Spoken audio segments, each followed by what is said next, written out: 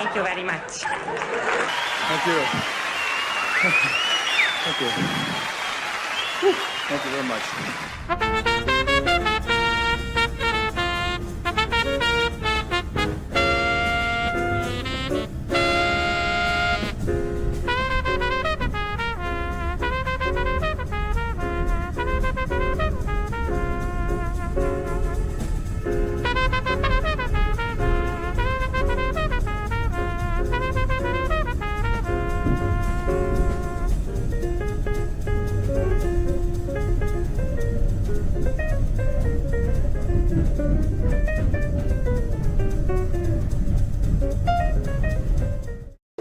Thank you.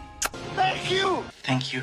Thank you. Thank you. Thank you. Thank you. Thank you. Thank you. Thank you. Thanks. Oh, thank you.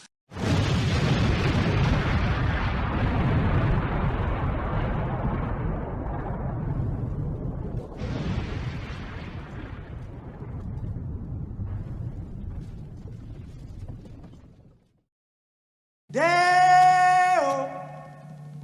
Deo.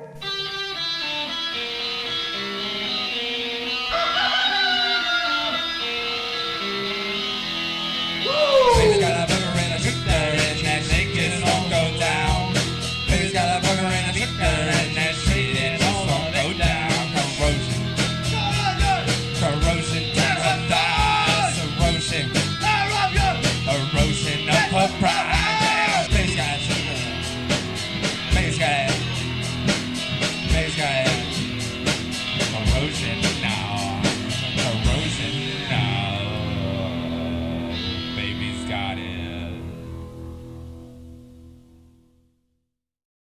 Greetings and salutations from the Northland here in Chicagoland. It's currently 34 degrees here. We consider that a heat wave these days. So, but it's still got to wear the dad sweater. So wearing the dad sweater, because it's all good. You guys hear me okay? OBS was acting a little funky this morning, for reasons. I think computer equipment can be, haunted. So that's probably what's happening.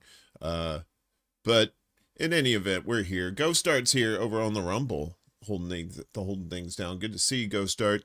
Over here, we got Chuck's Intergalactic UFO Show, Intergalactic, Another Dimension.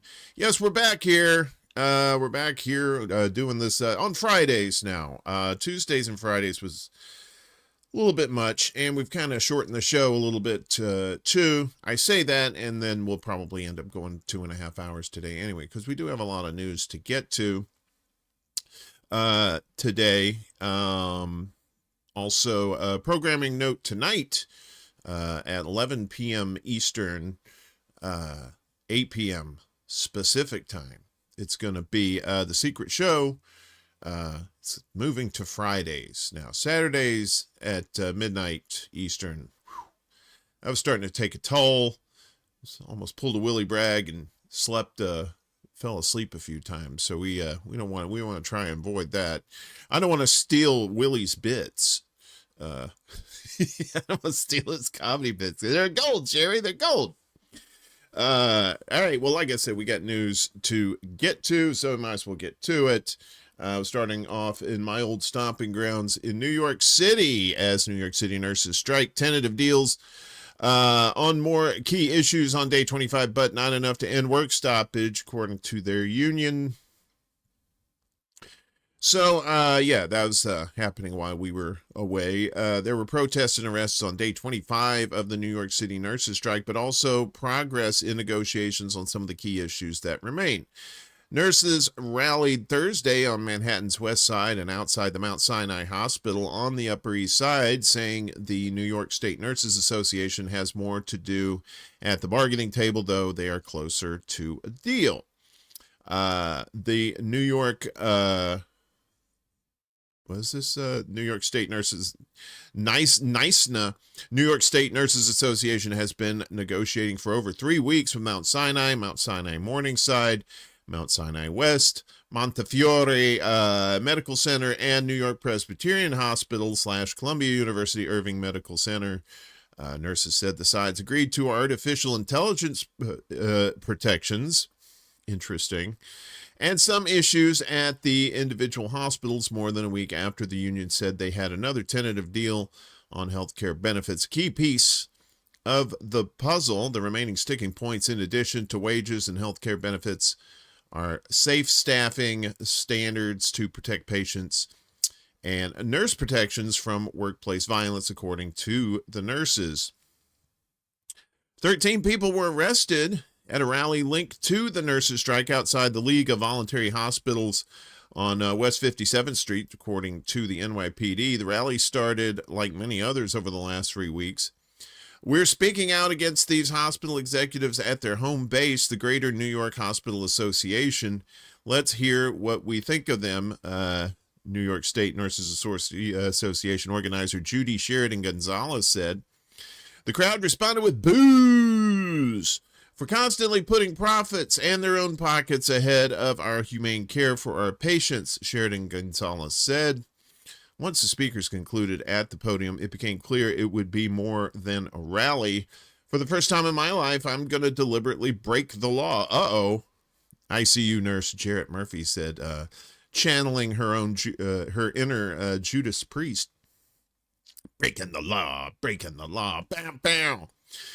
Nurses, including Murphy, went up the stairs and blocked the entrance to the association, which assists the hospital systems in negotiations.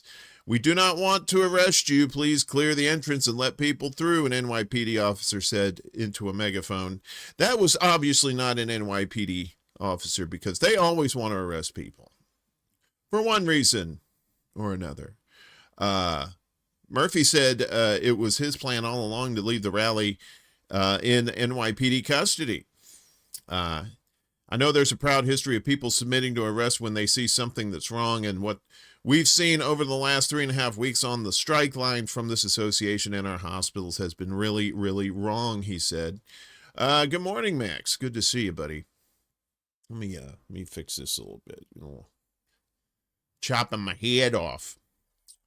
All 13 people arrested were given a summons for civil disobedience and released from custody. Speakers at the East Side rally said they're motivated to achieve their ultimate goal of a fair contract. "We're negotiating in good faith. It's time to negotiate to give us better staffing in order to protect our patients, to protect the nurses and the patients from the workplace violence. When it comes to a patient's care, we will not cut corners," one speaker said. There is money there. There's money there. And all the nurses are saying, is give us our fair share because we are doing the job that you asked us to do, New York City Public Advocate Jermaine Williams said. Negotiations are ongoing between the nurses union and hospitals at the Javits Center. And nurses have been criminally underpaid. Traditionally, right? Doctors get the lion's share of the money, and even then, if you're a first year resident or whatnot, you're still not making that much money. But it's not just the money, it seems like, for this. It seems like they're also trying to improve conditions there at the hospitals, right? We saw during the pandemic how a lot of these hospitals were overrun, understaffed, and that was by design too. It's not just in New York. A lot of these hospitals around the country have cut back on staffing. A lot of them have closed rural hospitals as well. And, it's the healthcare in America is a unicorn, right? It's a legend told around campfires as stories of what may have happened in the past or what could happen in the future. But good on those nurses. Hold out as long as you can. And I hope you make the situation better there in New York. Meanwhile, Walmart's making themselves feel a lot better as Walmart hits $1 trillion market cap. Well, when you don't pay your employees hardly anything, I'm pretty sure you can make a Nice tidy buck there. Walmart stock rose by 1% Tuesday to launch the company into the $1 trillion club. Already the world's biggest retailer, Walmart has shown it's the premier destination for low-priced goods in a slowing economy. The company joins a short list of companies that have breached the $1 trillion level, which are mostly tech-focused. The list is NVIDIA at $4.5 trillion, Alphabet, the parent company of Google, at $4.2 trillion, Apple at $3.9 trillion, Microsoft at $3.1 trillion, Amazon at $2.6 trillion. Although I just read today they lost like $200 million or something due to funding of AI, and their stocks kind of went, I think they dropped 11%, I think. Meta at $1.8 trillion, Broadcom at $1.6 trillion, Tesla at $1.3, and Berkshire Hathaway $1.1 trillion. Trillions and trillions of dollars. Yet those prices still be high and your wages still be low. Walmart's e-commerce sales rose 28% in the U.S. last quarter and 27% worldwide. The company expects net sales for the fiscal year to climb 4.8% to 5.1% from $674 billion the previous year, according to Axios. Walmart stock rose more than 24% over the past year and over 11% so far this year, according to CNBC. Walmart moved from the New York Stock Exchange to the NASDAQ in December, which helped boost its shares. Moving to NASDAQ aligns with the people-led, tech-powered approach to our long-term strategy, Walmart Chief Financial Officer John David Rainey said at the time. To justify this current price share, they'd have to be achieving margin expansion that would exceed their historical highs. Morningstar analyst Brad Hustling told MarketWatch it's going to be challenging, but at the same time, we're forecasting a fair amount of operating margin expansion as well. Right. Walmart announced in November that its president and CEO, Doug McMillon, would retire and would be replaced by John Furner, who took the new job Sunday. $1 trillion. Yeah. So as like we said, and if you're not familiar with how Walmart works, they pay their people basically pennies on the dollar because they're cheap bastards. But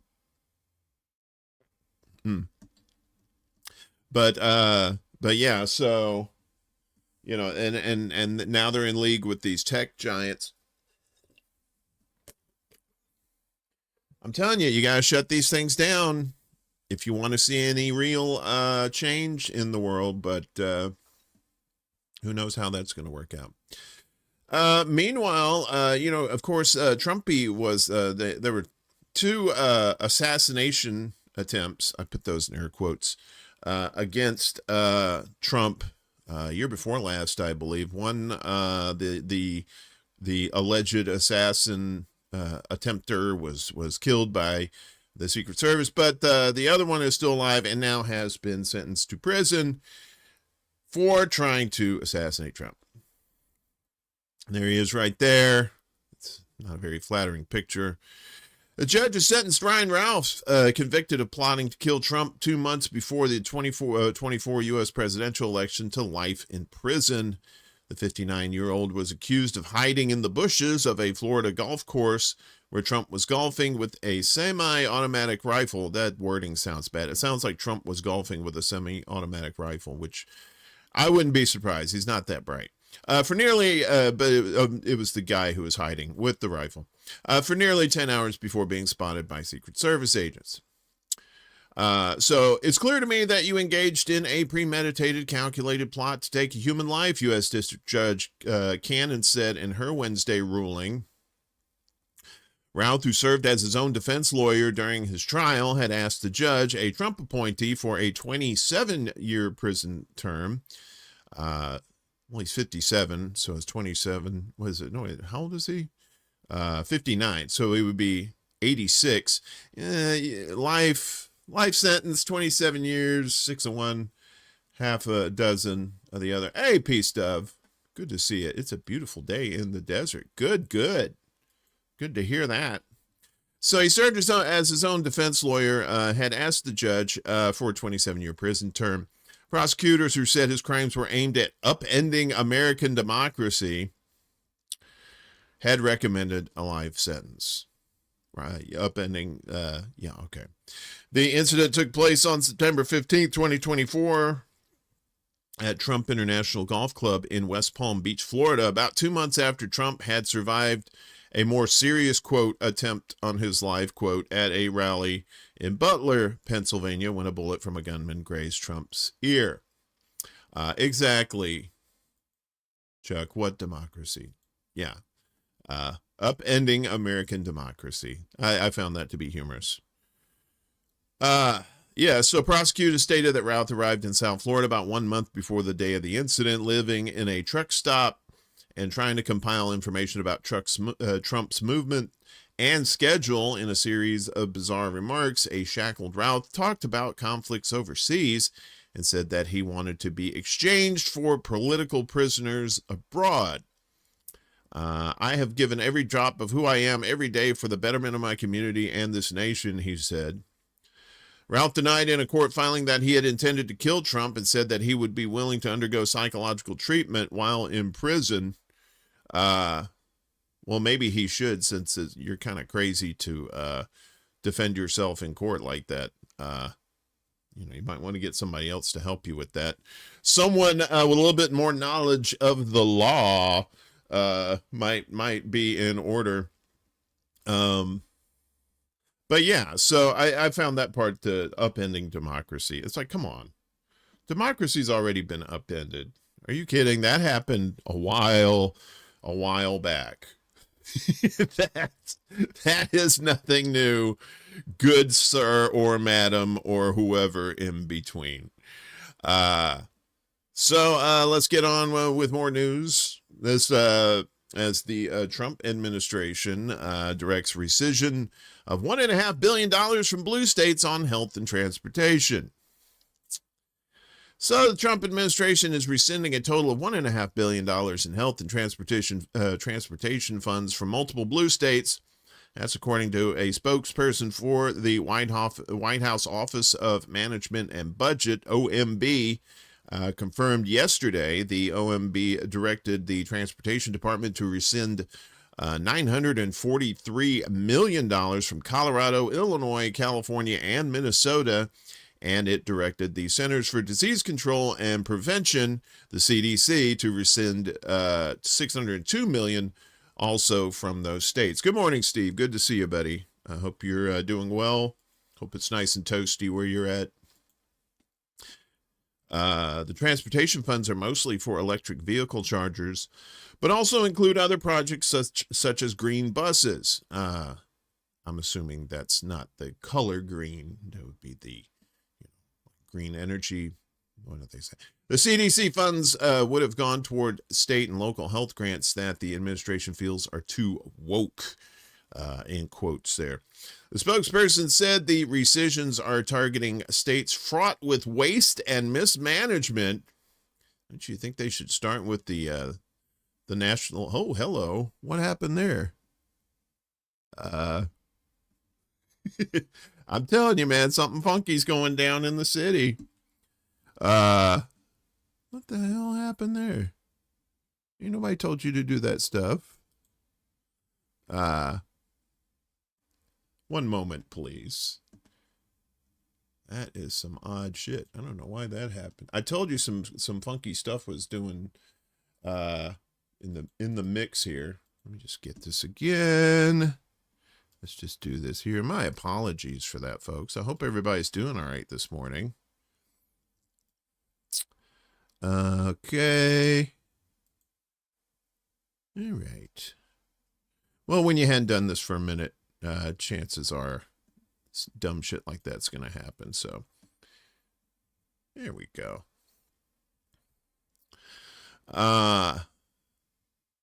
So yeah, the spokesperson said the rescissions are targeting states fraught with waste and mismanagement. The move comes amid a fraud scandal plaguing Minnesota and is not the first time the administration has rescinded funds from this group of states. The funding rescissions were first reported by the New York Post. The targeted transportation programs include $100 million for deployment of electric vehicle chargers in Illinois near underserved communities, $15 million for Minneapolis and St. Paul to deploy chargers in low-income and high-pollution areas. You know, all this waste for these poor people, right? $15 million for a network across the San Francisco Bay Area with an emphasis on disadvantaged communities, and $4.9 million for Colorado to install charging stations in low and middle income neighborhoods. Right. Hey, Mystery, good to see you. Good morning, dear. Video funky here, but good on Twixter. Buffering like heck here, but okay. I don't think we're on Twixter. Okay. But if we are, hello.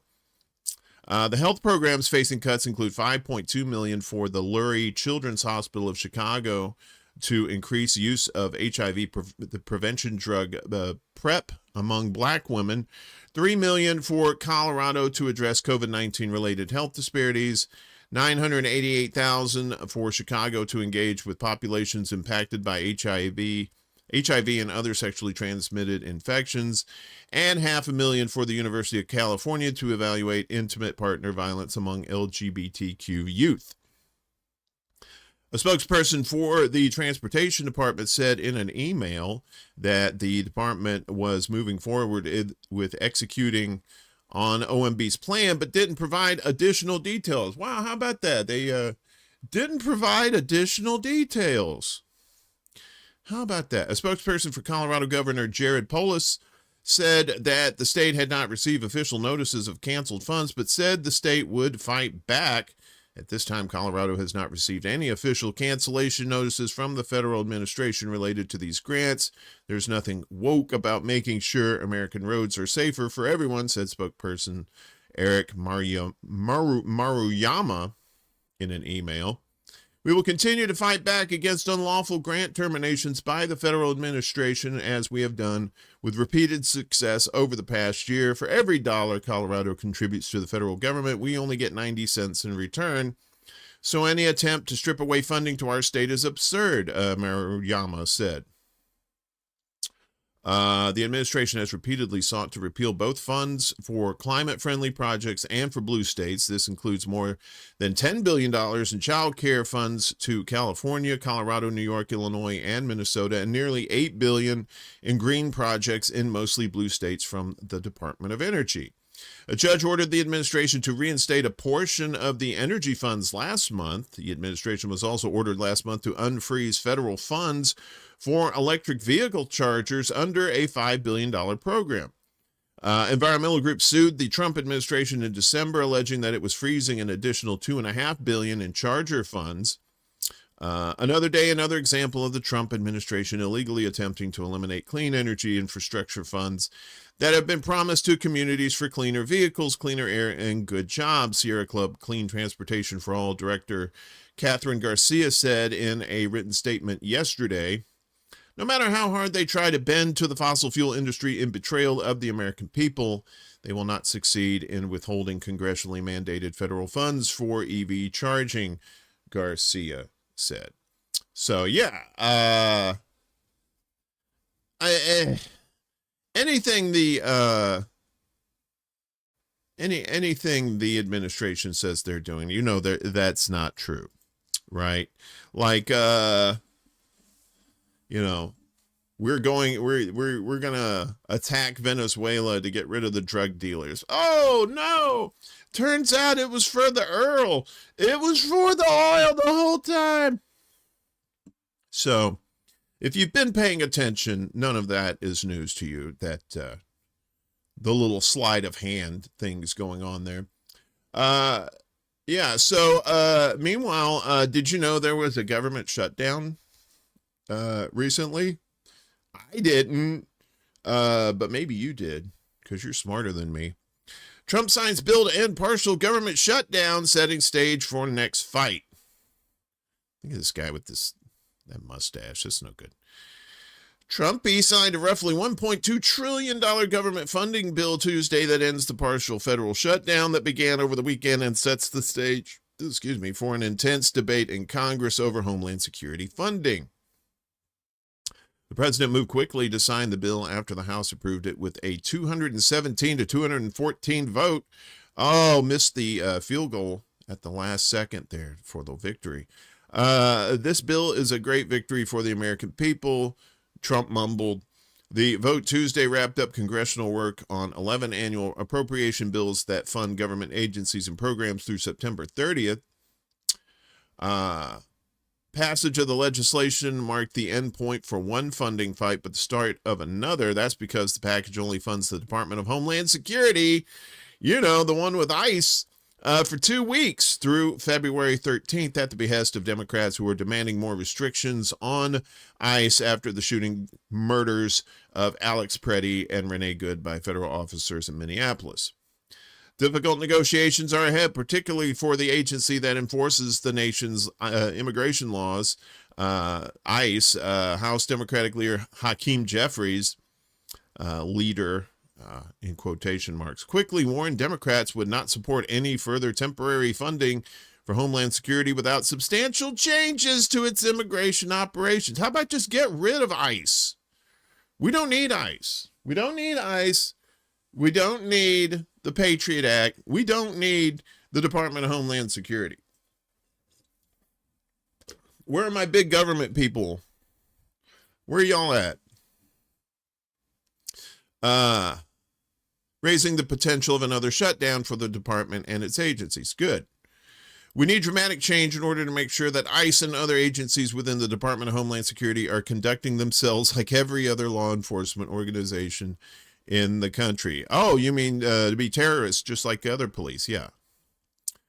Speaker Mike Johnson said he expects the two sides will be able to reach an agreement by the deadline. This is no time to play games with that funding. Murder costs money, people. We hope that they will operate in good faith over the next 10 days as we negotiate this, said Johnson. The president again has reached out. I'm sure he has. But not in the way you think. But Johnson's counterpart across the Capitol, Senate Majority Leader John Thune, Republican out of South Dakota, sounded less optimistic of a deal. There's always miracles, right? Thune told reporters. You can go away. The funding bill that cleared Congress Tuesday had provisions that appealed to both parties, of course, because they both work with each other. Republicans avoided a massive catch-all funding bill known as an omnibus as part of this year's appropriations process. Such bills, often taken up before the holiday season with lawmakers anxious to return home, have contributed to greater federal spending, they say. Democrats were able to fend off some of Trump's most draconian proposed cuts while adding language that helps ensure funds are spent as stipulated by Congress. Oh, you mean he actually listens to Congress? He didn't listen to Congress. That's so silly. Still, Johnson needed near unanimous support from his Republican conference to proceed to a final vote on the bill. He nearly got it during a roll call that was held open for nearly an hour as leaders worked to gain support from a handful of GOP lawmakers who were trying to advance other priorities unrelated to the funding measure. The final vote wasn't much easier for GOP leaders. In the end, 21 Republicans sided with the vast majority of Democrats in voting against the funding bill, while that exact same number of Democrats sided with the vast majority of Republicans in voting yes. Saying they're just all together like that. Trump had weighed in Monday in a social media post calling on Republicans to stay united and telling holdouts there can be no changes at this time. No changes. What happened? No changes? The current partial shutdown that is coming to a close differed in many ways from the fall impasse, which affected more agencies and lasted a record 43 days. Then the debate was over extending temporary coronavirus pandemic-era subsidies for those who get health coverage through the Affordable Care Act. Democrats were unsuccessful in getting those subsidies included as part of a package to end the shutdown. Congress made important progress since then. Some of the 6 appropriation bills that passed prior to Tuesday ensured the current shutdown had less sting. For example, important programs such as nutrition assistance and fully operating national parks and historic sites were already funded through September 30th. The remaining bills passed Tuesday mean that the vast majority of the federal government has been funded. You might say that now that 96% of the government is funded, it's just 4% what's out there, Johnson said, but it's a very important 4%. And yeah, and that 4% includes ICE. And I don't know, maybe I'm silly. I could be. But there's you're going to fund ICE to keep murdering people. The Democrats have said something like, yes, we need to get them body cameras, and they have to show their ID, and they got to remove the face mask. And then none of those people are doing that. They're trying that in Minnesota. None of that shit's happening. So I look at that, it's like, this is all just smoke and mirrors. The Democrats are thinking to themselves, well, see, we're trying to do something. We're trying to do something. You're not trying to do anything. Yeah, it's been freezing cold in most places, are accumulating ice. I see what you did there. I see what you did there. Meanwhile, U.S. Immigration Agency buys facilities to expand nationwide detention capacity. You may have heard us talking about this on the Undercurrent the other day, right? And how some of these communities are pushing back on this, along with the data centers.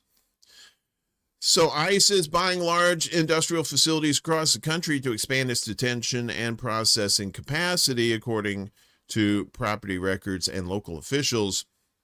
Deed records reviewed by media outlets show ICE has acquired several properties for future conversion into structured detention centers. ABC News reported Tuesday that these include a facility near Phoenix, Arizona, purchased for $70 million, one in a county north of Baltimore for $102.4 million, and another in Berks County, Pennsylvania for $87.4 million. ICE officials say these acquisitions are part of an effort to establish purpose-built detention facilities, FEMA camps. Remember FEMA camps? Remember that? To accommodate increased immigration enforcement needs under current policy priorities. Rapid ICE expansion has sparked concerns about taxpayer costs, oversight, and detention conditions. Recent congressional funding, including a major supplemental bill, has significantly increased ICE's budget for detention infrastructure and operations. Supporters say it's essential for border security, while critics demand greater transparency, bed caps, and stricter rules, although major limits have not passed in recent budgets. Democrats have slammed the partisan Department of Homeland Security funding bill as inadequate to curb ICE abuses under the Trump administration. And let me guess, they sent a strongly worded letter, right? Isn't that the go-to? I sent Trump a strongly worded letter. ICE's base budget for fiscal year 2026 is about $10 billion.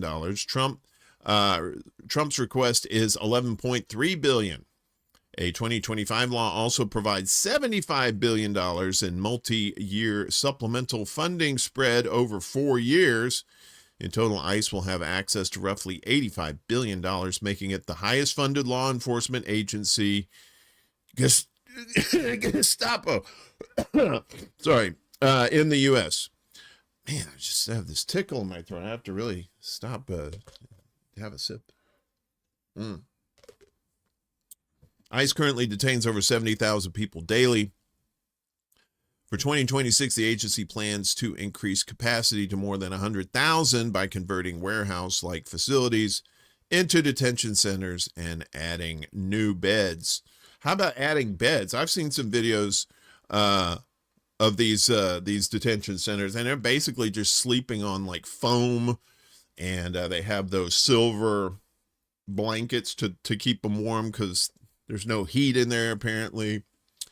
Yeah. This is how empires fall. Indeed.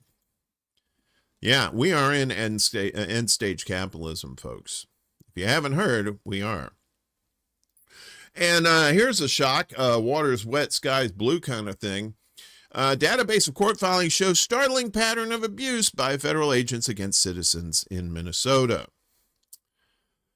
So, federal agents deployed in Minnesota by the Trump administration are systematically violating the rights of U.S. citizens and lawful residents, murdering them too, according to more than 24 sworn affidavits made available this week as part of a class action lawsuit against the Department of Homeland Security. The suit was filed last month by the ACLU of Minnesota and partnered law firms, which said that as part of Donald Trump's Operation Metro Surge, which sounds like a that sounds like some sort of soft drink, right? Metro Surge. Masked federal agents in the thousands are violently stopping and arresting countless Minnesotans based on nothing more than their race and perceived ethnicity, irrespective of their citizenship or immigration status or their personal circumstances. In other words, they're grabbing them willy-nilly off the streets. The case was launched by 3 plaintiffs, which include 20-year-old Mubashir Khalif Hussein, a Somali-born U.S. citizen whose brutal arrest and detention was caught on video in December. He was placed into a headlock by masked agents and brought to an ICE office where he said he was left in shackles for an hour and a half before being released miles from his home in the freezing cold. The plaintiffs called it just one example of a startling pattern of abuse spearheaded by the Department of Homeland Security that is fundamentally altering civic life in the Twin Cities and the state of Minnesota. On Thursday, the online legal policy journal Just Security published a searchable database of the 29 sworn declarations filed so far as part of the case. Nearly all of them were filed by U.S. citizens, while a few others were permanent legal residents or had pending legal status. The statements detail numerous allegations that agents violated their base constitutional rights, including by detaining them without showing a warrant, targeting Somali and Latino individuals based on their appearances, ignoring identifying documents that could prove their legal residency or citizenship. So then not even the papers, please is working, right? They're like, we don't give a fuck about your papers. Restraining them violently and pointing weapons at them during searches. Last year, the Supreme Court sided with the Trump administration's claim that when deciding whether to stop someone as part of roving patrols, agents had the right to consider certain factors, including the type of work one does, a person's use of Spanish or accented English, or their apparent race or ethnicity. In other words, profiling for everyone. While critics described it as an invitation to blatant and unconstitutional racial profiling and invasions of privacy, Justice Brett Kavanaugh wrote in a concurring opinion, of course he concurred, that the practice should not prove burdensome to those legally in the U.S. Basically, they're saying, well, if you're cool, then you don't have anything to worry about. Tell that to Renee Good and Prentice, who are dead now. If the person is a U.S. citizen or otherwise lawfully in the United States, that individual will be free to go after the brief encounter. What an idiot. Oh, they're so cute when they're little. Ryan Goodman, a law professor at NYU and the co-editor-in-chief of Just Security, said that the sworn affidavits show how, on the ground, this is simply not how ICE operates. One 33-year-old Latino citizen was born in the U.S. while driving to Menards on January 10th when he suddenly found himself boxed in by 2 cars at a stoplight. Before he knew it, he said agents were banging aggressively on his windows and one had started pointing a gun at him. When he put his vehicle in park, he said the doors opened automatically. When the doors unlocked, the agents did not ask me anything. They did not identify themselves, and they did not present a warrant. They just opened my car door and started yanking me out of the car, he said. I kept saying over and over that I was a U.S. citizen. Once they did get my seatbelt off and finally pulled me out of the car, they threw me to the ground and pinned me, he continued. They were pulling on my arms so tight to put on the handcuffs, they ripped my jacket and it was torn up. My wallet fell on the ground. I was still repeating that I am a U.S. citizen. I repeated it over and over. They never asked for or looked at my identification. The agents hauled the man into their car and began driving him around and interrogating him for about 20 minutes. He said the first question they asked him was his name. It seemed if they were going to violently arrest me before even looking at my identification that they would have known who I was, the victim said. Agents eventually realized they'd been searching for another person with the same name and birth date. They drove their captive behind a warehouse where nobody could see and released him. But another agent had taken his car from the intersection. An agent said he'd only give it back if the agent could scan his face, which he did. I felt traumatized. My arm hurt. I had bruises from the handcuffs. They were so tight that half of my hand was numb for a few days. I guess it stopped the circulation to my hands while I was handcuffed. I had cuts on my face and hands, he said. Since this happened to me, I have to pass through that spot every time I drive to work. I keep going back to it and reliving it in my mind. So yeah, so even if you don't die, you'll get PTSD. That's how that works. Okay. This weather. According to the database, at least 5 other U.S. citizens, lawful residents, or legal asylum seekers also claimed in court that they had weapons pointed at them by agents during their stops. Pardon me. 153-year-old Somali man, a U.S. citizen since 2008, said he was physically grabbed and dragged from his car, handcuffed, and pinned against the vehicle by masked agents. One officer pressed his knee into my back, he said. When I screamed out in pain, another officer put his elbow into my neck, and one of the officers yelled at me, "Shut the fuck up, son of a bitch." One of the officers responded, "Why don't you go back to your country?" That's nice. 122-year-old Somali American citizen who was born in Minnesota said that on January 21st, 5 agents hopped out of their car with multiple guns drawn as she was on her way to work.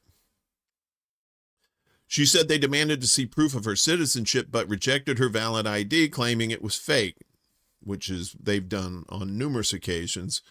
They demanded to see her passport, which U.S. citizens are not required to carry under U.S. law, at least not yet. The agents told her they did not believe she was a U.S. citizen because of her accent. I believe that I was stopped solely because of the color of my skin and our appearance, including wearing a hijab, she said. It was clear that the ICE agents did not know who I was when they stopped me. I had not violated any traffic laws, and the vehicle I was driving was registered to my mother, who was a U.S. citizen. It's one of at least 5 cases in the database in which agents dismiss proof of a citizen or legal resident status. There have also been many other documented instances, including some caught on video, in which agents have detained a citizen or legal resident or refused to let them go because they believe the person's accent did not sound American. All 29 of those who filed affidavits in the case have alleged unconstitutional racial profiling. One 25-year-old Somali man, a U.S. citizen born in Atlanta, said a group of masked agents accosted him and his mother while he was shoveling snow. He said they were joined by a pair of unmasked men who appeared to be live streaming and helped the agents to box him in. He later identified one of them as a right-wing YouTube influencer named Bed Berkwam. Even though the vast majority of Somalis living in the U.S. are citizens, he said the agents and the streamers were laughing and referring to him and his mother as illegal aliens. At least 12 people in the lawsuit have filed sworn testimony stating that agents forced them to stop while they were driving. In one case, a Hispanic U.S. citizen said that after following him for a few blocks, agents put on their lights and rammed his car off the road. An agent came up to my window asking if I was a citizen. I was furious. I told them I was a citizen and they damaged my car, he said. Instead of apologizing, they demanded that I produce documents to prove I was a U.S. citizen. I was too angry. I told them again that I was a U.S. citizen and I didn't have to prove it to them. He said the episode lasted 45 minutes to an hour. with agents repeatedly demanding his ID, name, place of birth. Eventually, he says they confirmed his citizenship by taking photos and videos of him and scanning his license plate. He said agents told him they would pay for the damages to his car, but then that they drove away without providing any insurance information. Of course, they're not going to pay for that. Please. Even though I'm a U.S. citizen, I was carrying proof of my citizenship with me. ICE agents didn't believe me, he said. I felt intense fear and shock. I was unsure if I was going to be seriously injured or killed. The affidavits were filed as part of the case Hussein versus Noam, which that would be Kristi Noem, the DHS director, which claims that agents have violated Minnesotans' rights to equal protection and against unreasonable searches and seizures. A hearing is scheduled to take place later this month. The government can't stop and arrest people based on the color of their skin or arrest people with no probable cause, said Kate Huddleston, senior staff attorney with the ACLU's Immigrants' Rights Project. These kinds of police state tactics are contrary to the basic principles of liberty and equality that remain a bedrock of our legal system and our country. Yeah, so they've been getting away with this for way too long. And it's, I coughed and said Gestapo, but it is. These are Gestapo tactics, right? You can't, legally you can't pull people over, but then they have these internal memos within ICE that are saying, hey, you don't even need a warrant. You don't even need like a executive warrant. Technically you need a judicial warrant to go into somebody's house signed by a judge. Executive warrants are issued under ICE and are bullshit. But that's what they've been doing. And now they're getting to the point where they're just like, we don't even need warrants to get into your place. I know you've heard that over and over again, but, it bears repeating. What's up, Kate? Good morning. How are you, dear? I hope you're doing well this morning in our happy little place here. I hope it's warm where you're at. I hear the South is going to get some warm weather pretty soon, too. I was watching Kevin over on Black Bear News. He said it's hot over in L.A. This weather is just nuts. You could maybe bring some of that, a little bit of that heat, just a little bit, kind of warm things up around here. It'd be nice.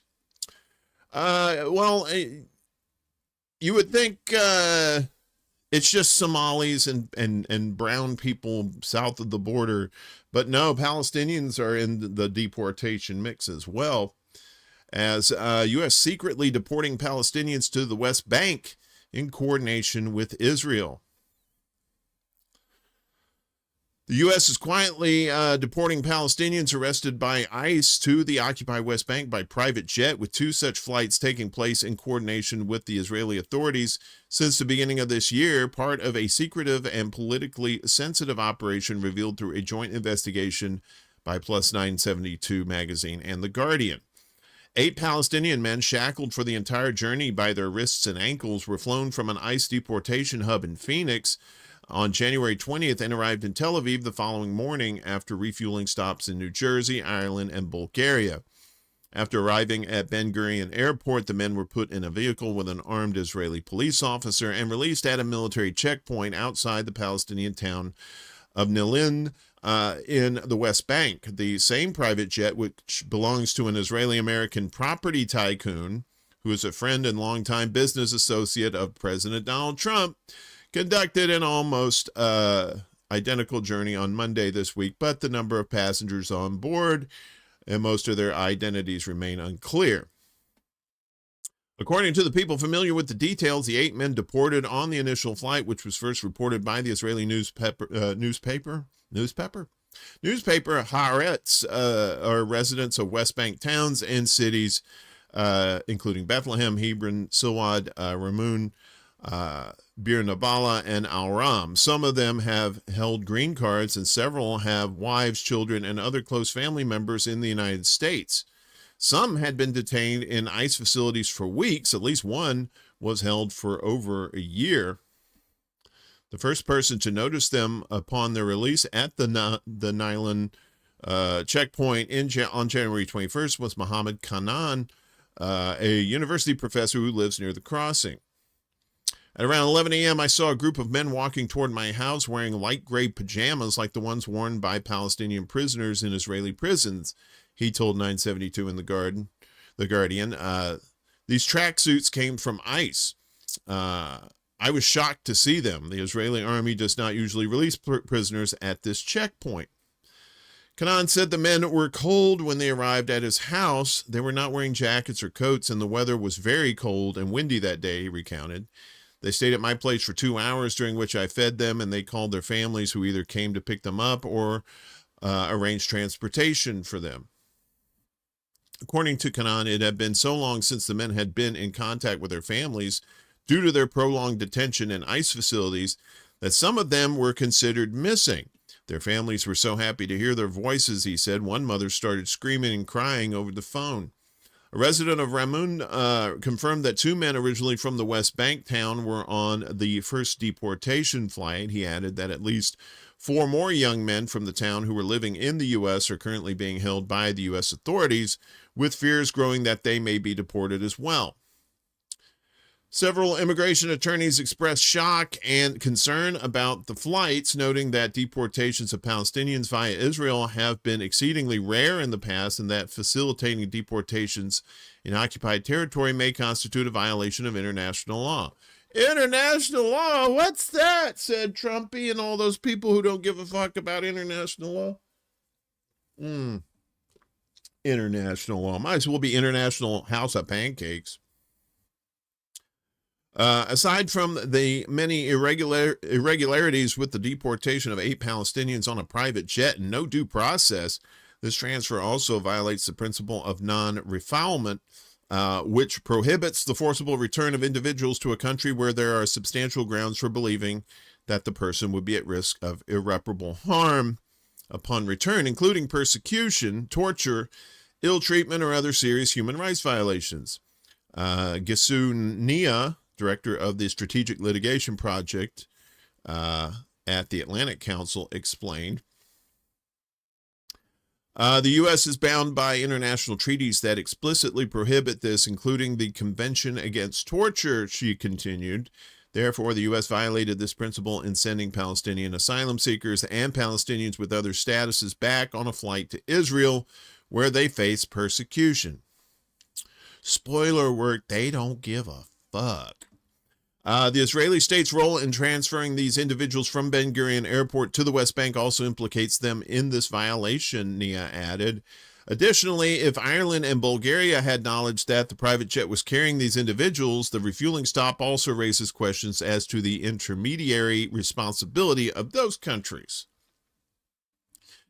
Israeli human rights lawyer Michael Svard described the flights as an exceptional case. I don't know of any cases where Palestinians were able to reach the West Bank through Ben Gurion Airport, not even humanitarian cases, with the exception of VIPs.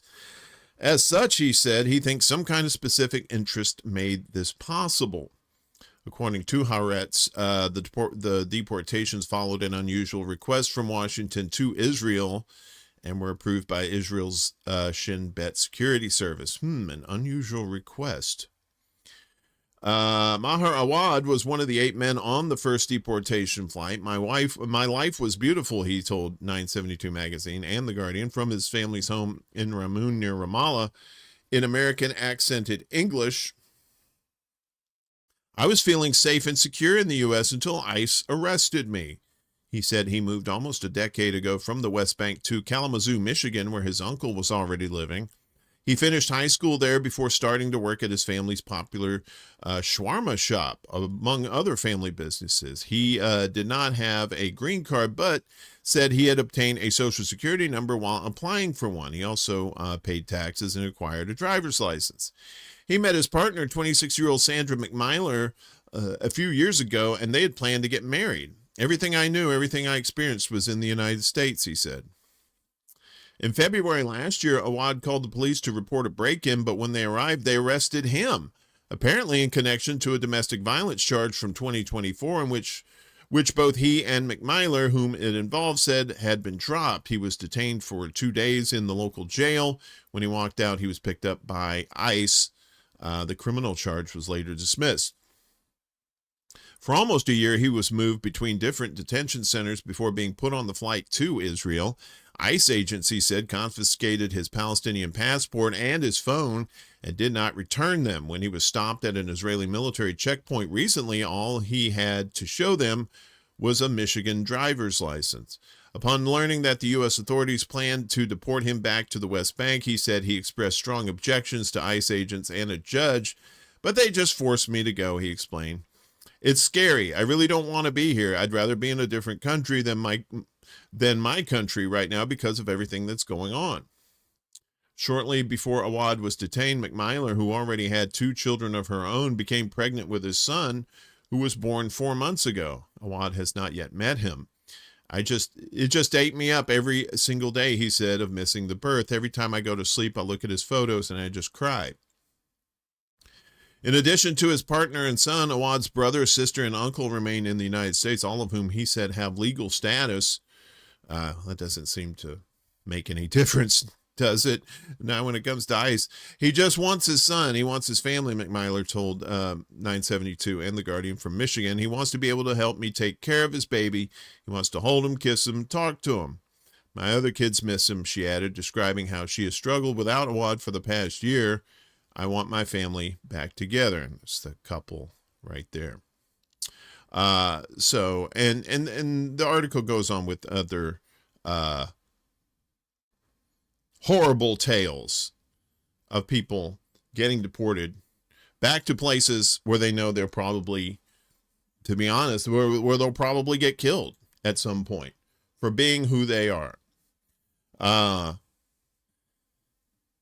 And it's good to see that a lot of these communities are starting to push back against ICE agents. I know they did here in Chicago. ICE is still here, obviously, but not nearly to the capacity as they were. I believe in Minnesota, 700. Trump got his. I guess after Trump shit his pants, he took 700 agents out of Minnesota, but there's still over 2,000 there. So. Just be vigilant, y'all. Just watch out for each other. These fuckers are just waiting. They're doing these things, and then they're waiting for these class action lawsuits before anything will actually happen to them, if anything happens to them at all. Meanwhile, down in Cuba, to introduce a plan to address fuel shortages amid the U.S. blockade. Cuba is set to roll out a plan to deal with fuel shortages as the U.S. blocks supplies to the country. Cuban President Miguel Diaz-Canel announced his intentions yesterday to roll out a plan as early as next week. He said the island nation would ramp up solar generation and use renewable resources to ensure electricity for vital services, including hospitals, elderly care centers, and isolated regions.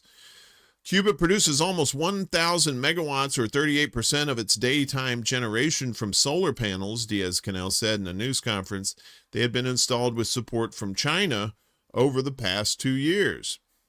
Diaz-Canel said Cuba was working to increase its crude oil extraction and storage capacity to boost self-sufficiency, but he said Cuba also had the right to receive seabound deliveries of fuel.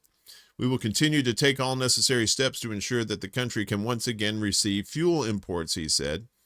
Tensions surged last week after the U.S. threatened to slap tariffs on countries that send oil to the Caribbean nation. As a result, Cubans have faced surging food and transportation costs and blackouts across the country. Diaz-Canel described the situation as complex, as he called the U.S. stance aggressive and criminal, saying it's affecting things like transportation, hospitals, schools, tourism, and the production of food. We're going to take measures that, while not permanent, will require effort. Some are restrictive, requiring us to adjust consumption and promote savings. There are things we have to stop or postpone in order to continue functioning in essential areas, Diaz-Canel said in a wide-ranging 2-hour televised press conference. Cuban officials recently lauded a phone call they had with Russian Foreign Ministry Sergei Lavrov, although they did not share details of what transpired in the conversation. We'll have more on that in a second. Meanwhile, Mexico has pledged to send humanitarian aid, including food, after U.S. President and shithead Donald Trump said that he asked Mexico to suspend oil shipments to the island. How do we till our soil? How do we move around? How do we keep our kids in classes without fuel? Diaz-Canel asked. Trump said last month that Cuba would no longer receive oil from its biggest supplier, Venezuela. A substation failure caused a total blackout on Wednesday night in 5 provinces in eastern Cuba as the island's government struggles to keep the lights on with dwindling fuel supplies and failing infrastructure. Diaz-Canel on Thursday reiterated prior statements from Cuba's foreign ministry agreeing to talk with the U.S., but with conditions. Cuba is willing to engage in dialogue, but with the sole demand that the U.S. government not attempt to interfere in Cuba's internal affairs nor undermine our sovereignty, the Cuban president said. I think that's exactly what he's doing, though. That's what Trump's. He wants Cuba to fall. Cuba's top diplomat to the U.S., Carlos Fernandez de Cosio, told the Reuters news agency this week that Cuba had begun communicating with the U.S. government, but had yet to establish a formal bilateral dialogue. Meanwhile, Russian ambassador says Moscow to continue supplying oil to Cuba. Why? 'Cause fuck them. That's why. Fuck the United States, that is. Russia's ambassador to Havana said that his country will continue to supply oil to Cuba, adding that Moscow has done so on numerous occasions in recent years. Russian oil has been supplied to Cuba on numerous occasions in recent years. We expect this practice to continue. Victor Coronelli told Russian state news agency RIA in an interview, remarks of which were published overnight. Last month, Trump signed an executive order declaring a, quote, national emergency and establishing a process to impose tariffs on goods from countries that sell or otherwise provide oil to the Caribbean nation. Following the U.S. capture of Venezuelan President Nicolas Maduro on January 3rd, Trump has repeatedly argued that Cuba, quote, will be failing pretty soon, quote, as it loses critical financial and energy support previously provided by Venezuela. The president recently said that his administration is in ongoing discussions with the leadership in Cuba.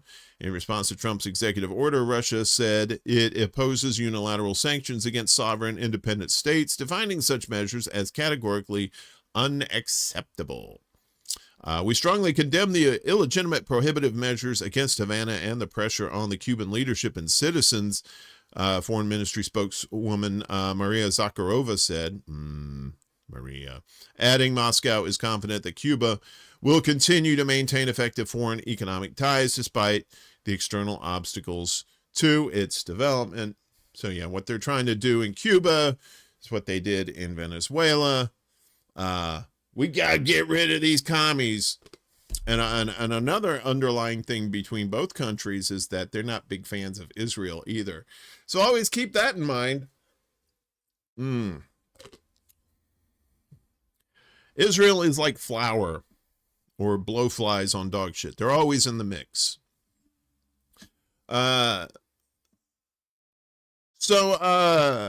Nuclear weapons, nuclear vessels, as Chekhov said in Star Trek 4. They're a big deal. We were talking, a lot of people have been worried about, is there going to be nuclear war, that sort of thing. Well, Russia says they will act responsibly despite New START nuclear treaty expiry. So the New START treaty regulating the number of nuclear weapons they have has expired. SpaghettiOs. The Kremlin says Russia will continue to be a responsible nuclear power despite the expiry of the last nuclear arms control treaty between Moscow and Washington, which experts say risks ushering in a new global arms race. The New START treaty expired yesterday, marking the end of more than half a century of limits on the U.S. and Russia's strategic nuclear weapons. Today the day will end, and the treaty will cease to have any effect, Kremlin spokesperson Dmitry Peskov told reporters on Thursday. Arms control experts had previously said their assumption was that it expired at the end of Wednesday. Russia had suggested both sides voluntarily extend the terms of the agreement for 1 year to provide time to discuss a successor treaty, a proposal which is said Trumpy had never formally answered. The agreement is coming to an end. We view this negatively and express our regret, said Peskov, who said the matter had come up in a call between Russian President Vladimir Putin and Chinese President Xi Jinping a day earlier. What happens next depends on how events fold. In any case, the Russian Federation will maintain its responsible and attentive approach to the issue of strategic stability in the field of nuclear weapons, and of course, as always, will be guided first and foremost by its national interests. New START, first signed in Prague in 2010 by then Presidents Barack Obama and Dmitry Medvedev, limited each side's nuclear arsenal to 1,550 deployed strategic warheads, a reduction of nearly 30% from the previous limit set in 2002. Deployed weapons or warheads are those in active service and available for rapid use, as opposed to those in storage or waiting dismantlement or being stolen in the case once the USSR fell. Remember, they all those nuclear weapons went missing. They're still missing. Somebody's got them. It also allowed each side to conduct on-site inspection of the other's nuclear arsenal, although these were suspended during the COVID-19 pandemic and have not resumed since. China's Ministry of Foreign Affairs joined a growing international chorus expressing regret over the treaty's expiration. I'm going to say expiration. That's just stupid. China regrets the expiration of the New START treaty, as the treaty is of great significance to maintaining global strategic stability, Chinese Foreign Ministry spokesperson Lin Jian said on Thursday. The international community is generally concerned that the expiration of the treaty will have a negative impact on the international nuclear arms control system and the global nuclear order. Trump has said he wants a better deal that will also bring in China, but Beijing refuses to negotiate with the other two countries because it has only a fraction of their warhead numbers, an estimated 600, compared with about 4,000 each for Russia and the U.S. I think Russia might have a few more. Lin reiterated this point, adding that China would not be joining the bilateral arms reduction talks. China's nuclear forces are not on the same level of those of the U.S. and Russia, and China will not participate in disarmament negotiations at this time, Lin said. Russia and the U.S. together control more than 80% of the world's nuclear warheads. Israel has nuclear warheads too. Shh, don't tell nobody. No, tell everybody. China's nuclear arsenal, however, is growing faster than any country's by about 100 new warheads a year since 2023, according to the Stockholm International Peace Research Institute, also known as SIPRI. They probably don't call it that, but I call it that. China is estimated to have at least 600 nuclear warheads, SIPRI says, well below the 800 each, at which Russia and the U.S. were capped under New START. The White House said this week that Trump would decide the way forward on nuclear arms control, which he would clarify on his own timeline, of course. A NATO official speaking on condition of anonymity, called on the U.S. and Russia to act with responsibility and restraint to maintain global security. The official added that Russia and China were both ramping up their nuclear capabilities and that NATO will continue to take steps necessary to ensure its own defenses. So, and I believe I read something too about how Trump said that he wants to work on a new deal. But then again, Trump talks out of his ass a lot when he's not shitting himself, I should say. Okay, here we go. Meanwhile, here we go. So meanwhile, in Iran, Iran deplores Khorramshahr 4 hypersonic missile at new missile city. So Iran, hearing the war, the drums of war beating against them, say, all right, you can bring that shit, but we got stuff too. Iran's Islamic Revolutionary Guard Corps, the IRGC Aerospace Force, has officially deployed the Khorramshahr 4, one of the country's most advanced hypersonic ballistic missiles, at its newly inaugurated missile city.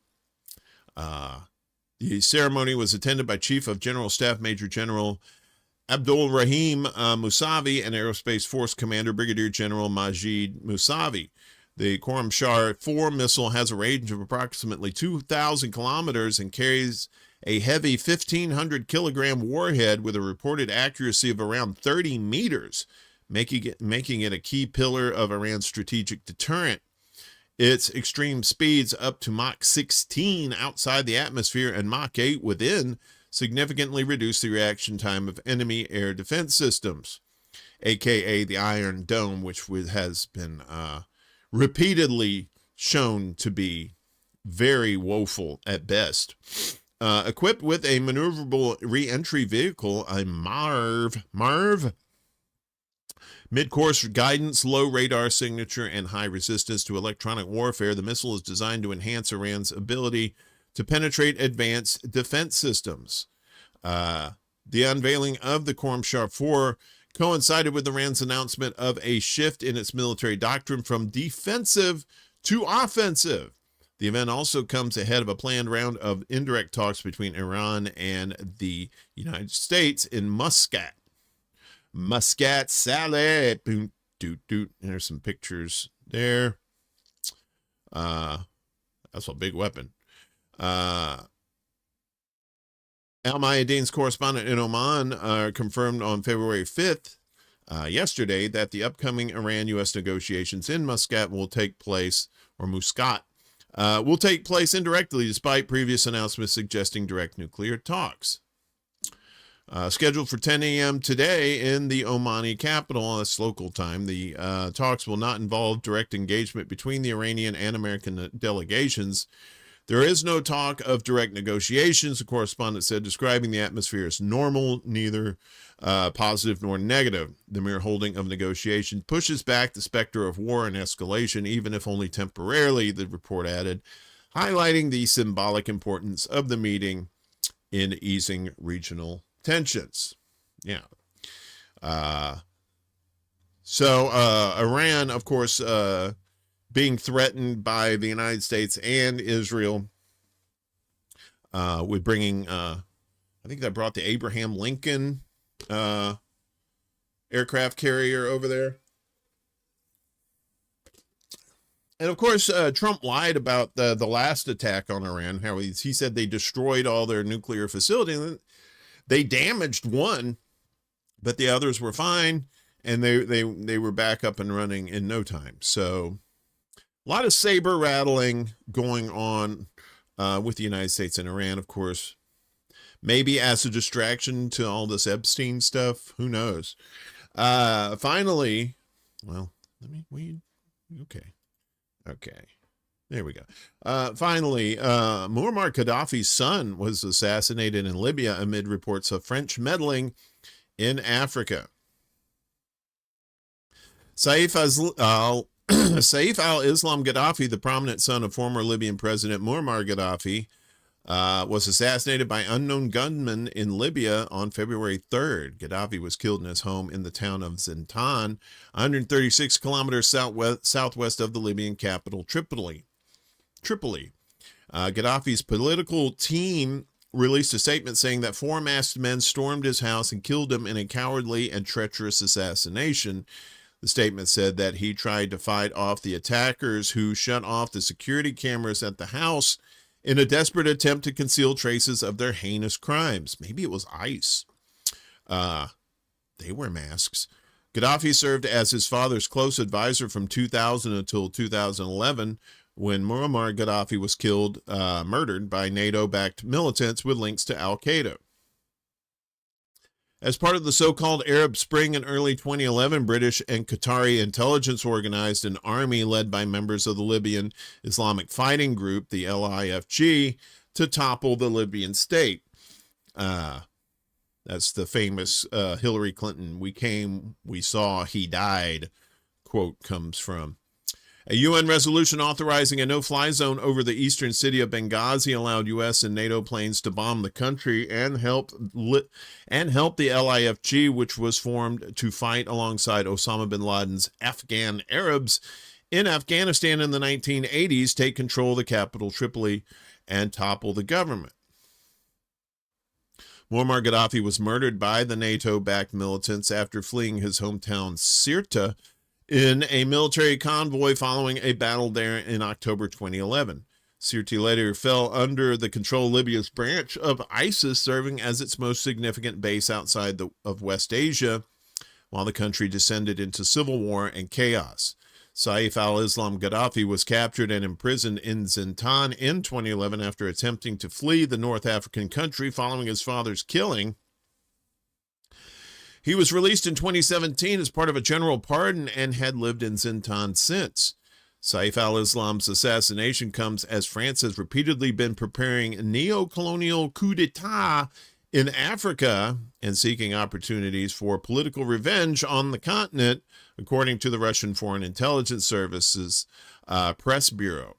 French influence in African countries it had formerly colonized is waning as African nations refuse to serve as puppets of the financial and political oligarchy of French globalists, the press bureau stated. Whether inspired by the American operation to capture Venezuelan President Nicolas Maduro or imagining himself as the arbiter of the fate of African peoples, Macron has authorized his special services to launch a plan to eliminate undesirable leaders in Africa, the SVR press bureau claimed. The SVR added that France was involved in the attempted coup against military leader and President Ibrahim Traoré in Burkina Faso last month. Our intelligence services intercepted this operation in the final hours. They had planned to assassinate the head of state and then strike other key institutions, including civilian personalities, said Burkina Faso Security Minister Mahamadou Sana. In September 2022, Traoré led a coup against then-interim President Paul-Henri Sandaogo Damiba to take power. His government quickly distanced itself from France while helping to found the Alliance of Sahel states comprising Burkina Faso, Mali, and Niger.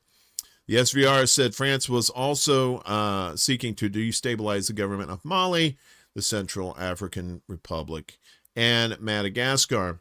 And if you watched us on the Undercurrent on Wednesday, we had talked about how Trump was putting boots on the ground in Nigeria because they were killing Christians, but really it's because the neighboring countries had kicked France out of their countries, and Nigeria is a big country, and they're like, whoa, whoa, whoa, whoa, whoa, whoa, whoa, whoa.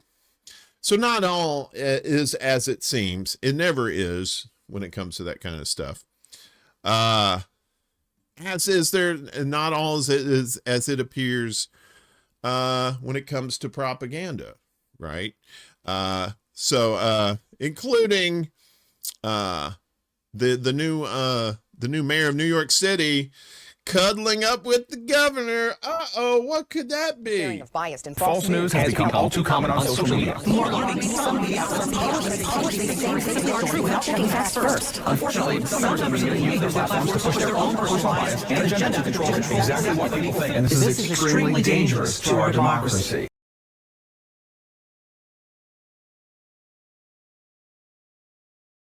I thought it was going to do its thing. Never mind. Mamdani endorses Hochul, citing commitment to ending era of empty promises, or maybe beginning another one. Yeah, that kind of works. So New York Mayor Zoran Mamdani opened his essay explaining his decision to endorse Democratic Governor Kathy Hochul in her run for re-election with the same words she spoke last month when the pair announced, just days after Mamdani was sworn in, that they had reached an agreement to deliver a universal child care program for his city. Sounds like a bribe. The era of empty promises ends, Mamdani, also a Democrat, wrote at The Nation. The universal child care program for children aged 6 weeks to 5 years, which Hochul agreed to fund for its first 2 years, 2 years, is as consequential a policy victory as our movement has seen in quite some time, said the mayor, who is an avowed democratic socialist. There might be fuckery afoot, of course. Of course. There's always fuckery afoot. Although he and Hochul have real differences, particularly when it comes to taxation of the wealthiest at a moment defined by profound income inequality, Mamdani said, fuck it. Mamdani wrote, the governor moved to provide $1.7 billion in state funding to expand the social safety net for millions of New York City families. We delivered this historic win together, he wrote, emphasizing that the unlikely duo, should Hochul win re-election, plan to continue engaging in an honest dialogue that leads to results. And there they are there. Mamdani endorsed Hochul over Lieutenant Governor Antonio Delgado, who chose India Walton, a Democratic socialist who ran for mayor of Buffalo in 2021, as his running mate this week. Delgado has positioned himself as a progressive challenger to Hochul, who has faced criticism from environmental justice groups for approving a fracked gas pipeline and has not thrown her support behind the single-payer New York Health Act as Delgado has. And she's also undermining the nurses' strike, too. Although Mamdani and Hochul disagree on some key issues, the mayor emphasized that he has come to trust the governor since she endorsed his campaign last September, when other top Democratic lawmakers like Senate Minority Leader Chuck Schumer and House Minority Leader Hakeem Jeffries refused to do so. Just because she endorsed you doesn't mean she's a good person. For too long, our politics have been defined by a familiar cycle. Big promises, bitter fights, and little tangible progress. This stagnation has taken a toll, wrote Mamdani. Those of us entrusted with the sacred oath of service must heed that call and work together to honor it. That requires not the absence of disagreement, but the presence of trust. We must be able to disagree honestly while still delivering for the people we serve. Over the past 6 months, Governor Hochul and I have done exactly that. He added that in his collaboration with Hochul, he has seen a model for what the Democratic Party can be. Yeah. At its best, the Democratic Party has been a big tent, not because it avoids conflict, but because it channels conflict towards progress. What progress? What? A party united not by conformity, but by a commitment to structural change and to the work required to achieve it. Blah, blah, blah, blah. Word salad, motherfucker. New Yorkers deserve leaders who believe in transformation, leaders who understand that hope is inspired by a vision and sustained by change, he wrote. Governor Kathy Hochul has earned my endorsement because she has chosen to govern in that spirit. Forget about all the other bullshit that she's done, especially during the pandemic when I lived there, and how draconian the laws became there. Now, basically, she shunned people for not taking a poison that they called a quote-unquote vaccine, which was not a vaccine. So people think you're going to forget about that shit. No, nobody's going to forget about that.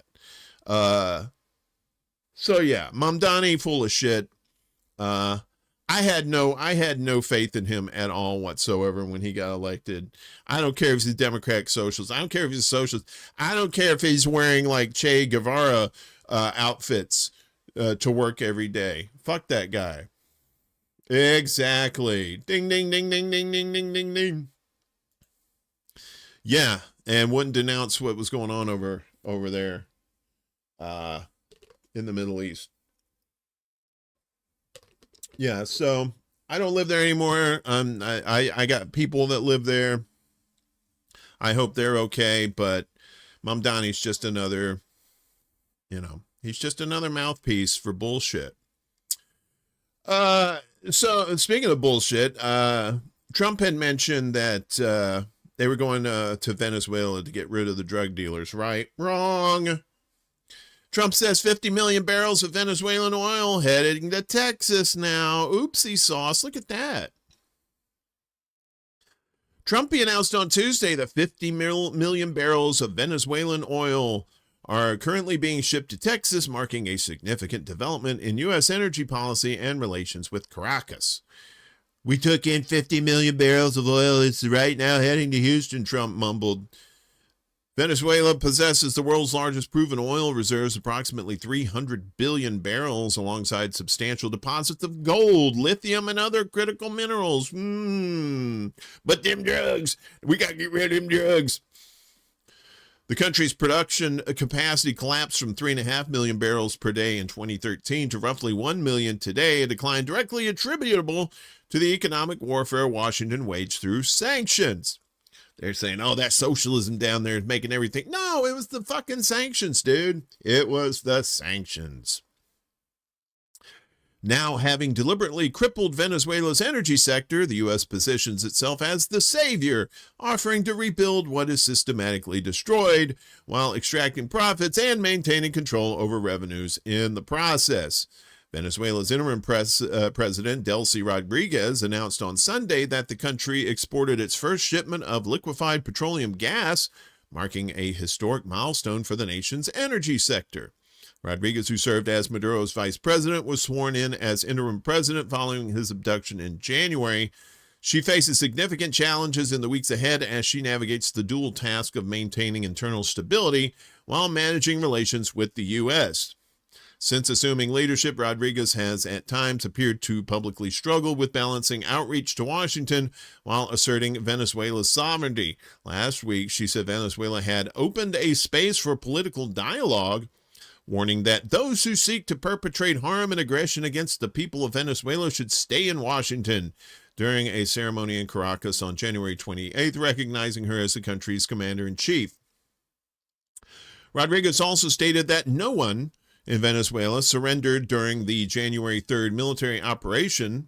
That is why I say honor and glory to the heroes and heroines of January 3rd, 2026, she said during the same ceremony. About 100 people were killed during the U.S. military operation on January 3rd, according to Venezuela's Interior Minister Diosdado Cabello, who spoke on January 8th. Of those killed, 32 were Cuban security officials, the Cuban government confirmed on January 4th. So, yeah, here comes that Earl. Are we? The question is, are we still bombing drug boats? Drug boats? Are we still doing that? Is that a thing? I haven't heard anything recently, but, you know, I could be wrong. So this is an interesting, an I can't speak today. An interesting article about John Mearsheimer and AI. So, whack-a-mole, U.S. academic fights to purge his AI deepfakes. As deepfake videos of John Mearsheimer multiplied across YouTube, the American academic rushed to have them taken down, embarking on a grueling fight that laid bare the challenges of combating AI-driven impersonation.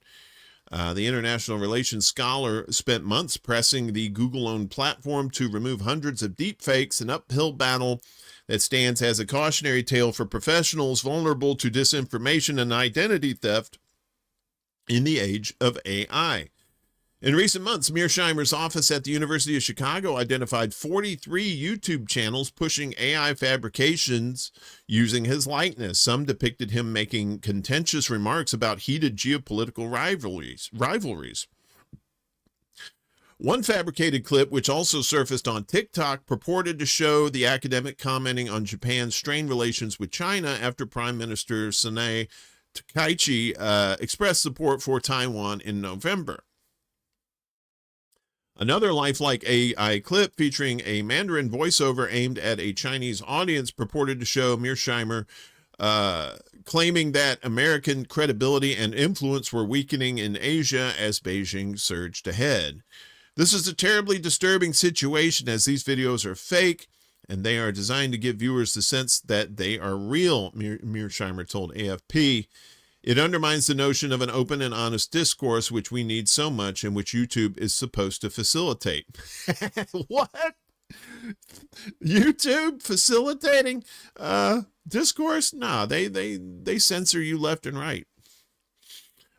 Central to the struggle was what Mearsheimer's office described as a slow, cumbersome process that prevents channels from being reported for infringement unless the targeted individual's name or image featured in its title, description, or avatar. As a result, his office was forced to submit individual takedown requests for every deepfake video, a laborious process that required a dedicated employee. Even then, the system failed to stem the spread. New AI channels continued sprouting, some slightly altering their names, such as calling themselves JHON Mearsheimer instead of John, John, to evade scrutiny and removal. The biggest problem is that YouTube are not preventing new channels dedicated to posting AI-generated videos of me from emerging, Mearsheimer said. After months of back and forth and what Mearsheimer described as a Herculean effort, the YouTube shut down 41 of the 43 identified channels, but the takedowns came only after many deepfake clips gained significant traction and the risk of their reappearance still lingers. AI scales fabrication itself. When anyone can generate a convincing image of you in seconds, the harm isn't just the image, it's the collapse of deniability. The burden of proof shifts to the victim, Vered Horish from the AI startup Bria told AFP. Safety can't be a takedown process. It has to be a product requirement.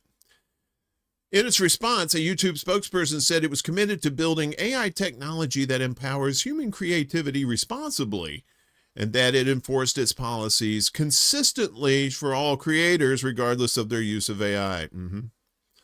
In his recent annual letter outlining YouTube's priorities for 2026, CEO Neil Mohan wrote, "The platform is actively building on its systems to reduce the spread of AI slop, low-quality visual content, while it plans to dramatically expand AI tools for its creators." Mearsheimer's experience underscores a new deception-filled internet where rapid advancement in generative AI distort shared realities and empower anonymous scammers to target professionals with public-facing profiles. Hoaxes produced with inexpensive AI tools can often slip past detection, deceiving unsuspecting viewers. And we talked about this before, how it may get to the point where AI, even now, could possibly be altering the legitimacy of video and audio in court proceedings, right? In recent months, doctors have been impersonated to sell bogus medical products, CEOs to peddle fraudulent financial advice, and academics to fabricate opinions for agenda-driven actors in geopolitical rivalries. Mearsheimer said he planned to launch his own YouTube channel to help shield users from deepfakes impersonating him. Mirroring that approach, Jeffrey Sachs, a U.S. economist and Columbia University professor, recently announced the launch of his own channel in response to the extraordinary proliferation of fake AI-generated videos of me on the platform. The YouTube process is difficult to navigate and generally is completely whack-a-mole, Sachs told AFP. There remains a proliferation of fakes, and it's not simply for my office to track them down or even to notice them until they've been around for a while. This is a major continuing headache, he said. Yes. So that, I mean, you're going to see more and more of that, unfortunately. Mikhail, what's going on? Richard Wolf is dealing with this too. Yeah. Yeah, Kate, see us tonight if you want. We'll be doing the secret show tonight, 11 p.m. Eastern, 8 p.m. Pacific time. So I think you're Pacific time. So, yeah, and AI this is the thing, and it's unregulated too. So you're going to see more and more and more of this kind of stuff. You know, and there's technology. Some people are going to develop technology that can detect whether this AI is legitimate or if it is AI, but it's going to get to a point where, like it said in John Mearsheimer's case, it's already out there, right? The cat's out of the bag. So that means you're going to see more of this kind of stuff happening, and a lot more of this whack-a-mole trying to stop AI from impersonating people, or at least and saying things that they would not really say. So let's switch to Israeli propaganda. Yeah, plenty of that. Australian officials refuse calls to arrest Israeli president. The Australian government has rejected calls for the arrest of Israeli President Isaac Herzog, who is due to visit Sydney this weekend for a 4-day visit, where he will also attend a commemoration of the Bondi Beach shooting that killed over a dozen in December. Australian Foreign Minister Penny Wong said the Israeli president was invited at the request of the country's Jewish community. President Herzog is being invited to Australia to honor the victims of Bondi and to be with and provide support to the Australian Jewish community in the wake of the worst on-soil terrorist attack and anti-Semitic attack that we have seen, Wong said. We always consider legal advice in relation to our obligations. I'd make the point we have invited him, she said. The community asked for President Herzog to visit, and he's been invited by the Governor General at the request of the Prime Minister. Yet the visit has come under heavy scrutiny by human rights lawyers and pro-Palestine activists. He should be arrested if he comes, said Chris Sidoti, who is a lawyer and member of an independent UN commission looking into abuses against Palestinians. The lawyer told AFP that Prime Minister Anthony Albanese made a silly mistake in inviting Herzog to Australia. It was the wrong decision and it needs to be canceled before it's too late, he added. Ben Saul, UN Special Rapporteur on Human Rights and Counterterrorism, condemned Canberra's decision to invite Israel's president. He said that the International Court of Justice, the ICJ, has found Israel guilty of threatening Palestinians' right to be protected from genocide.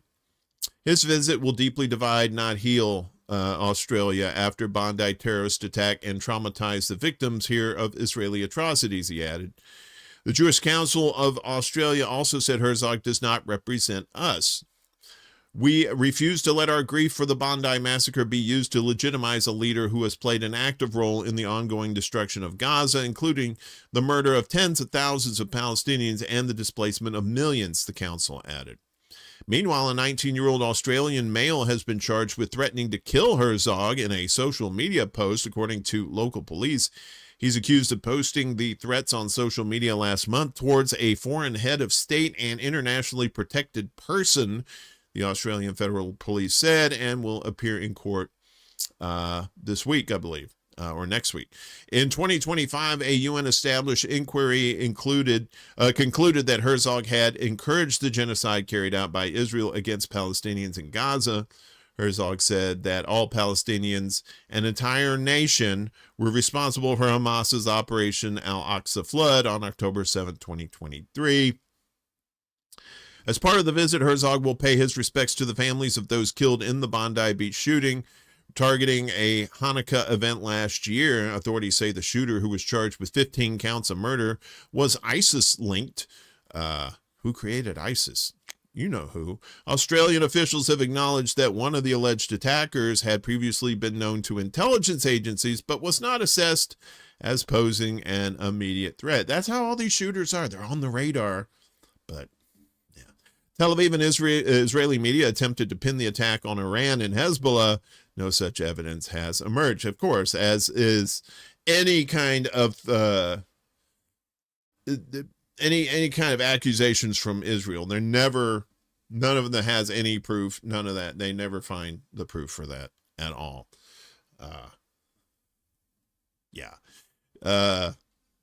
So good on Australia, at least their citizens there. Yeah, their prime minister is a big time cuck. Delicious. So we traveled to the UK and how the Epstein-Mendelsohn files rock the UK government. Look at these clowns, right? These fucking Orville Redenbacher looking motherfuckers. British Prime Minister Keir Starmer has agreed to reveal the vetting process used by the ruling Labour Party to approve Peter Mandelson's appointment as the UK's ambassador to the US in December 2024, after new revelations from the Jeffrey Epstein files about the relationship between the diplomat and the billionaire sex offender. For one, the latest release of files relating to the investigation of Epstein by the U.S. Department of Justice showed that Mandelson maintained his relationship with Epstein after Epstein served a sentence for soliciting prostitution from a minor in 2008. But chief among the claims against Mandelson now are the suggestions he reviewed payments from the late financier and may have shared market-sensitive information with him that was financial interest to Epstein. Uh-oh, SpaghettiOs. Epstein allegedly died in prison by suicide in 2019 before his trial stemming from his second prosecution for sex offenses, including allegations of trafficking dozens of girls, could take place. On Thursday, Starmer apologized to victims of Epstein for appointing Mandelson as ambassador to the U.S., despite knowing of his ties to the disgraced financier. Oh, Starmer, you and your sausages. It had been publicly known for some time that Mandelson knew Epstein, but none of us knew the depth and the darkness of that relationship. Oh, jolly pip cheerio. I'm sorry for what was done to you. Sorry that so many people with power failed you. Sorry for having believed Mandelson's lies and appointing him. Sorry I have this flock of seagulls haircut. So who is Peter Mandelson? What's he accused of? Since the release on Friday of the latest tranche of Epstein files, 3.5 million documents, including emails between Epstein and Mandelson, UK media have widely reported that the government suspects Mandelson may have illegally shared market-sensitive information with Epstein 15 years ago. The newly released files include more than 3 million pages of documents and more than 2,000 videos and 1,800 images. As a life peer, Mandelson was a member of the House of Lords before he resigned this week. He was a veteran Labor politician who served in the cabinets of Prime Ministers Tony Blair and Gordon Brown from 1997 to 2010. After Labor swept back into power after 14 years in the opposition in 2024, he was appointed ambassador to the U.S., taking up his post on February 10th last year. He resigned from the Labor Party Sunday. I've been further linked this weekend to the understandable furor surrounding Jeffrey Epstein, and I feel regretful and sorry about this, Mandelson said in a letter reported by British media. All these people saying, I'm sorry. While doing this, I do not wish to cause further embarrassment to the Labour Party, because they embarrass themselves enough as it is, and I am therefore stepping down from membership of the party. Alleged leaks of sensitive information by Mandelson took place in 2009 when he was serving as the UK's business secretary in the wake of the 2008 financial crisis. This is not the first time that Mandelson has been embarrassed by his friendship with Epstein. On September 11th, the UK fired Mandelson as ambassador to the US over emails between the two men, the British Foreign, Commonwealth and Development Office, the FCDO, said. On Tuesday, UK police launched a criminal investigation into Mandelson over suspected misconduct in public office linked to his relationship with Epstein. Misconduct in public office is punishable in the UK with a maximum sentence of life imprisonment. Yikes. Besides his sacking as ambassador, Mandelson has previously been forced to resign from ministerial posts for alleged misconduct on 2 occasions in 1998 and 2001. And this is more like who Jeffrey Epstein was. We all know who Epstein was. So when Mandelson was fired as ambassador to the U.S. in September, the FCDO wrote, in light of the additional information and emails written by Peter Mandelson, the Prime Minister has asked the Foreign Secretary to withdraw him as ambassador. The emails show that the depth and extent of Peter Mandelson's relationship with Jeffrey Epstein is materially different from that known at the time of his appointment. These particular emails were obtained and published by the UK's Sun newspaper in September. In them, Mandelson told Epstein to fight for early release shortly before he was sentenced. In 2008, I think the world of you, Mandelson told Epstein before his sentence began. I can still barely understand it. It just could not happen in Britain, Mandelson wrote. You have to be incredibly resilient, fight for early release, and be philosophical about it as much as you can. I believe that's what Noam Chomsky told him in an email, too. It's now clear from the latest tranche of Epstein files that Mandelson continued his friendship with Epstein for some time after the financier had been convicted of sex offenses. And there's more here, but you get the gist of it. My bad. We good? No. No. Yeah, I know, right? Come on, man. I didn't know nothing. I was just stuff. So hang on just a second. Let's see. Is that going to work? All right, we'll see. So I put a link in the chats here. It's jmail.world. It's a Gmail version of all of the emails and stuff that Epstein had correspondence, and it tells you all the stuff.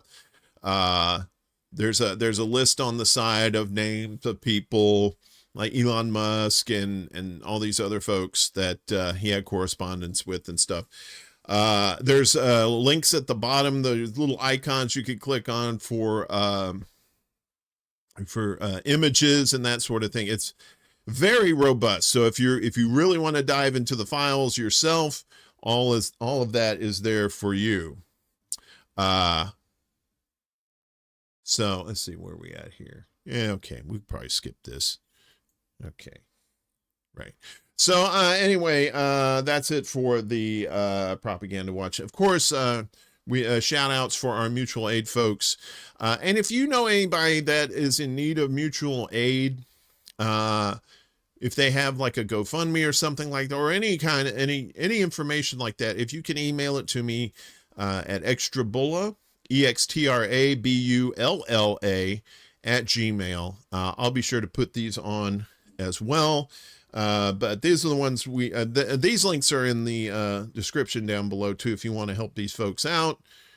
These have been ongoing, of course. Justice for Aspen, illegally, well, not illegally, but immorally arrested in Georgia just for being a passenger in somebody's car, unbeknownst to what the driver had been doing.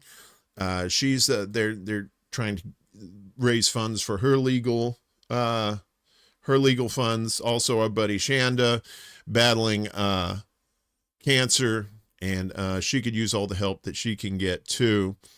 As I said, the links are down below in the description. Our buddy Cowboy Kitty, his sister-in-law, Natalia, who is dealing with ICE and has legal funds that she needs help with.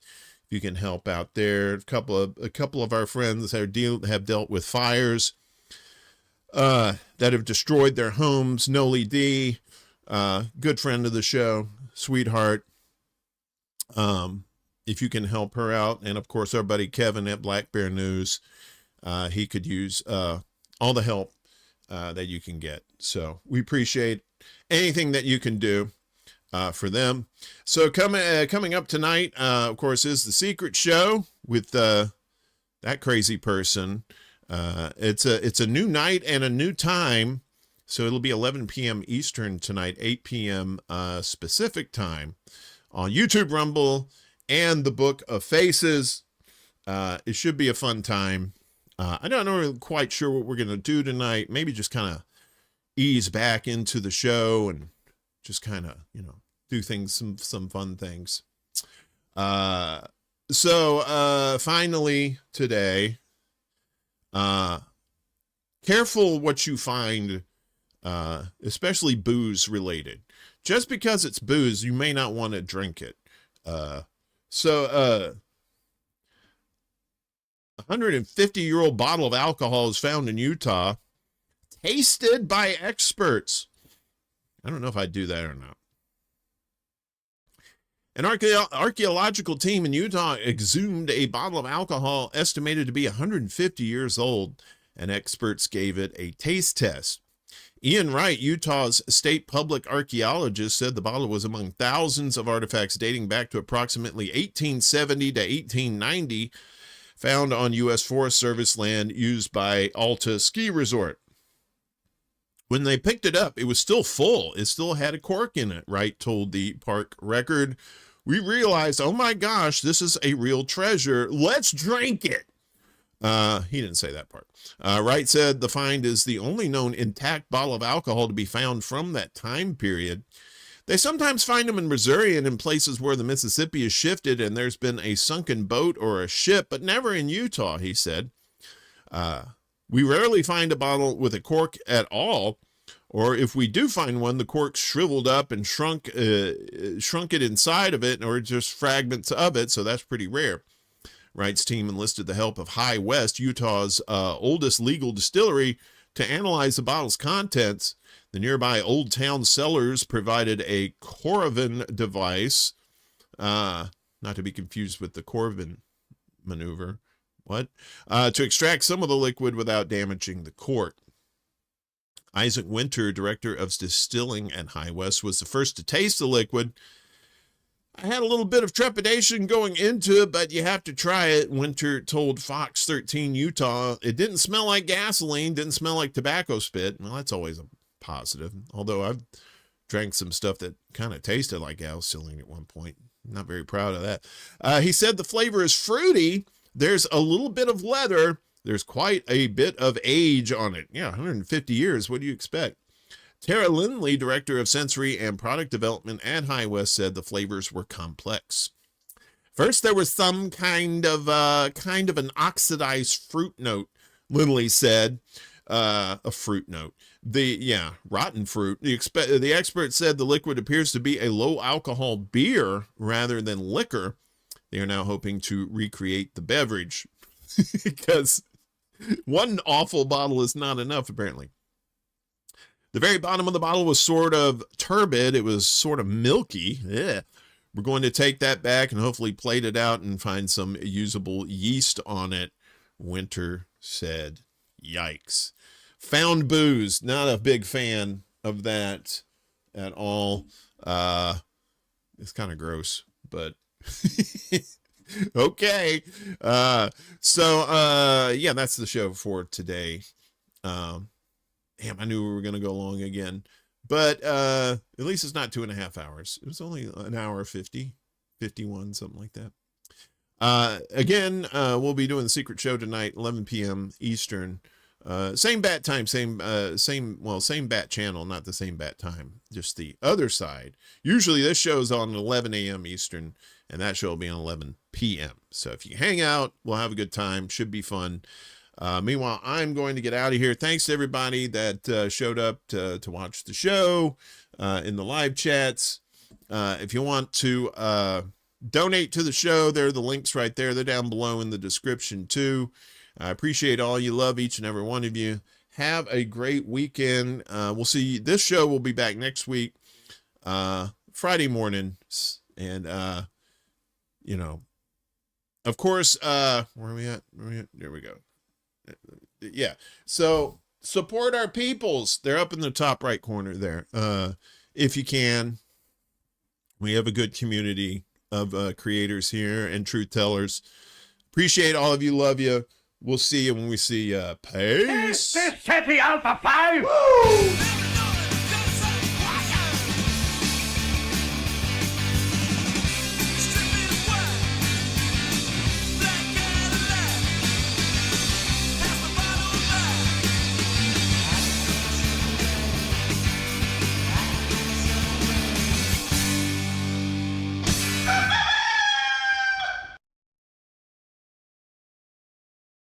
Soon.